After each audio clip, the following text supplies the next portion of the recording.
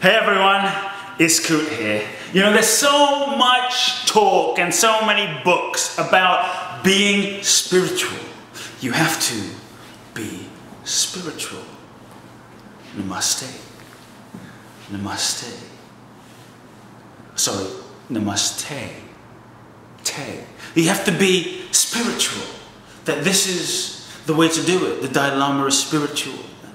You know, so-and-so is spiritual, and that there have become so many rules and regulations of what it means to be spiritual. You have to, you know, say the right word, do the right amount of yoga postures. You have to go to bed at a certain night, wake up at a certain time in the morning, never use certain words, don't dress a certain way, only wear a certain color, eat a certain food, don't eat those foods, otherwise don't go to that location, don't hang out with those kinds of people, don't stick that thing in your ear, don't do all these things, otherwise you're not spiritual. You can't do that because, you know, spirituality means this little box, and, you know, God forbid you're not doing it right, then you're not spiritual.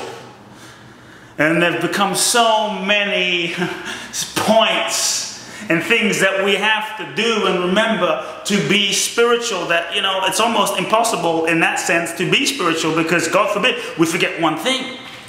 But on a deeper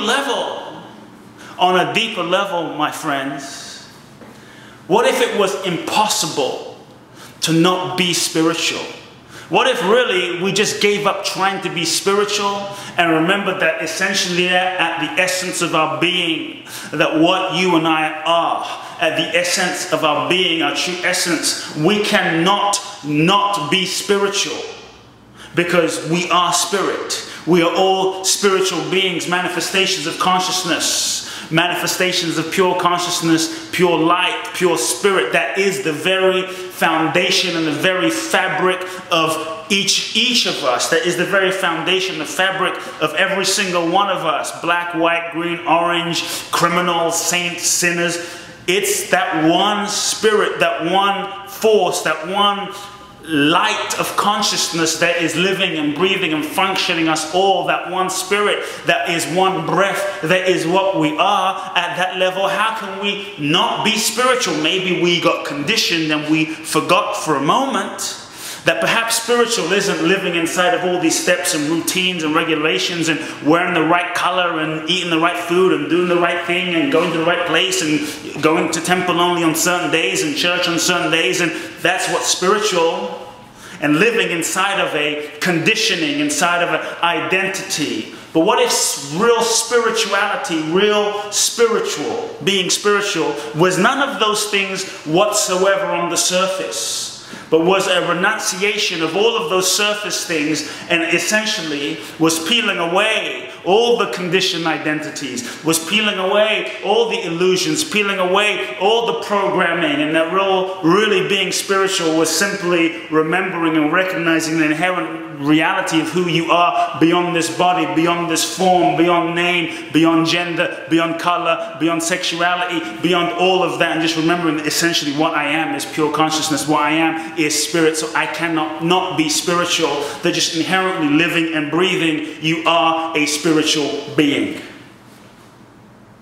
So what if there was nothing to do to be spiritual other than simply wake up and remember who and what you truly are?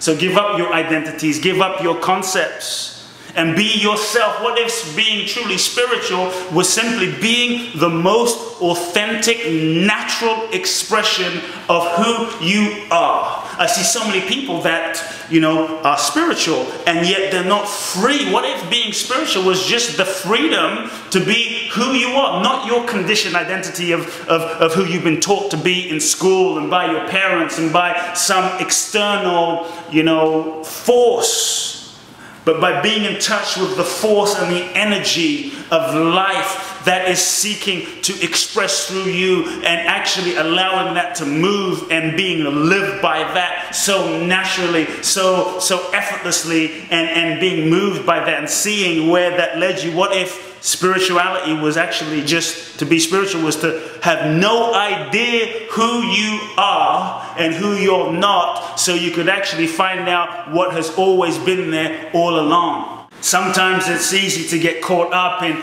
the rules and the regulations and the dogma, that we forget who we truly are, that we forget that we are one force, one life, one love, that essentially when we're done meditating and reading and doing all this and going through the scriptures, and when we're done with all the concepts of what we think, what if spiritual was letting go of judgment on other people? What if actually being spiritual was simply to love fully?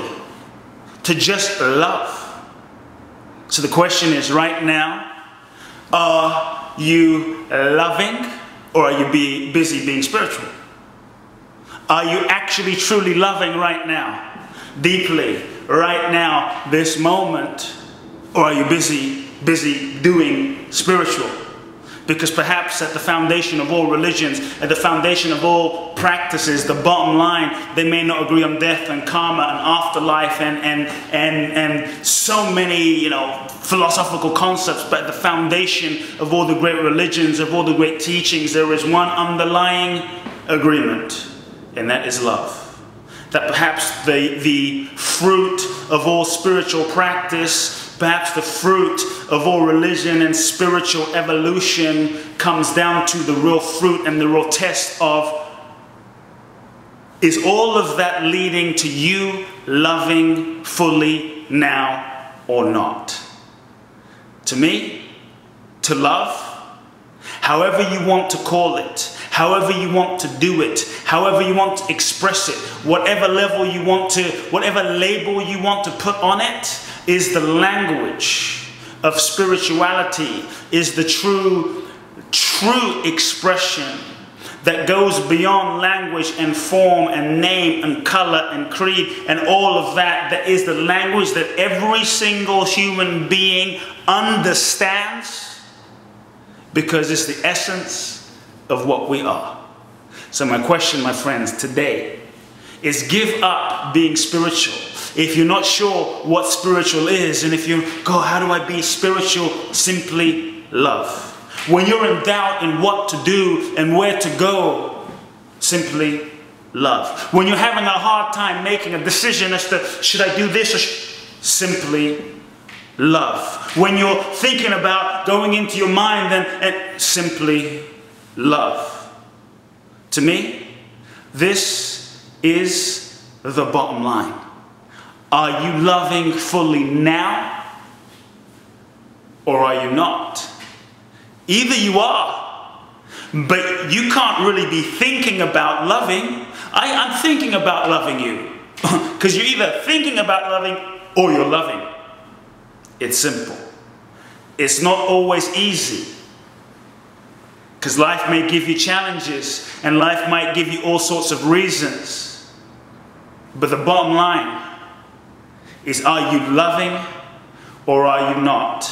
Every single moment of your life is that opportunity to love. Every person, every situation, every experience is that opportunity to love. I invite you now to practice your real spirituality and love radically now. Love now.